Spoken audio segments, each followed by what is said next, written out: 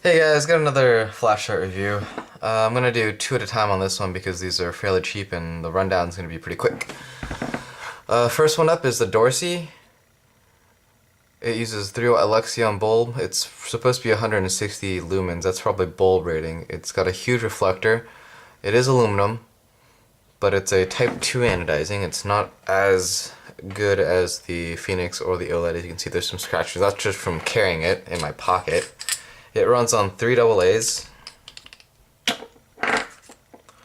There's a little container there. Aluminum's pretty thin, as you can see there.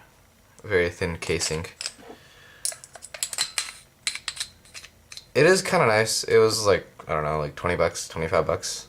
It's pretty nice that it has this little indicator. It tells you that it's green, and then when the batteries are almost out at, I think, 20%, it'll go red. And it's pretty bright. The hot spot is really bright, which is due to the huge reflector. It's mirror polished. Lens is probably plastic. It scratches pretty easily, and there are scratches you can't really see there. It's not very good. I've had this for more than 3 months, 4 months. It's good, but the battery regulation really sucks. There's really no, I guess, computer chip to digitally regulate the... that needs to be lubed up a bit, I guess. There's the bulb right there. And you take that off, use that as a candle, which is, I guess, kind of nice. So it's an okay light. It'd be better if it was, get more juice out of it. Also, better casing on the aluminum, better anodizing lens. The bulb is pretty good. The Luxion's pretty bright for 3 AA's. It's supposed to last approximately 6 hours, with, of course, the brightness slowly diminishing.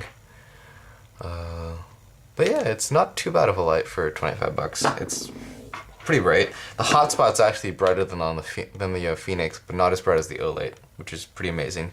But at night, there's very little spill on the outside, so it's not so good. It's really focused on the hotspot, but even then, it's not very useful. So yeah. Second one's the Inova Bolt. This is the AA version. I actually really like this light. I took this with me on my snow training outing, and this thing passed with like flying colors. It worked really well.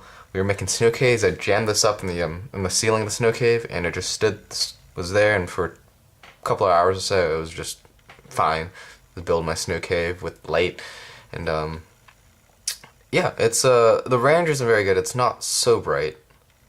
It looks bright, but it's not very bright. Brighter than most 2 AA's, I can tell you that much, but it's a decent light. Its effective range is 125 feet according to Inova's website, and there's only one mode, and it uses a clicky, well, not really clicky, but you tap it for momentary on, and then you twist it all the way for continuous. It's still a really nice light. You can see here, I dropped it on concrete. Anodizing is not great. You can see here it's probably a Type 2. There's a bunch of scratches and stuff. It's still nice though. I'm not sure what the lens is. It looks like glass, but it doesn't scratch easily. So it could be glass. I know generally make pretty good lights. This was about 30 bucks. Not that bad. I got this a long time ago as well. Before my Dorcy. This is probably my first flashlight. So not too bad. It's still running on let's see what I have. Yeah, it's still running on these energizers, which came with it, I think. So, oh, ow. You can see there. I'm not sure what kind of bulb it is. It's not a Cree. I don't think it is. But it is some sort of LED. So, yeah, these are 2 fairly cheap lights that you can get for everyday use. I guess this is actually more than bright enough for everyday use. Oh, I suck at that, don't I, with this flash. There we go. Anyways, this is probably more useful for every day. I actually did carry this for a very long time, and it's still running very well. So reflector is smooth, but it's not mirror. There's actually machining marks, and you can see that. Still nice. I would actually recommend this as a first light if you really want one that's pretty tough. it's been through -degree weather and handled it fine. I've had this thing running for a good 3 hours or 4 hours or so, and very little diminishing in terms of brightness. So I think the regulation's okay.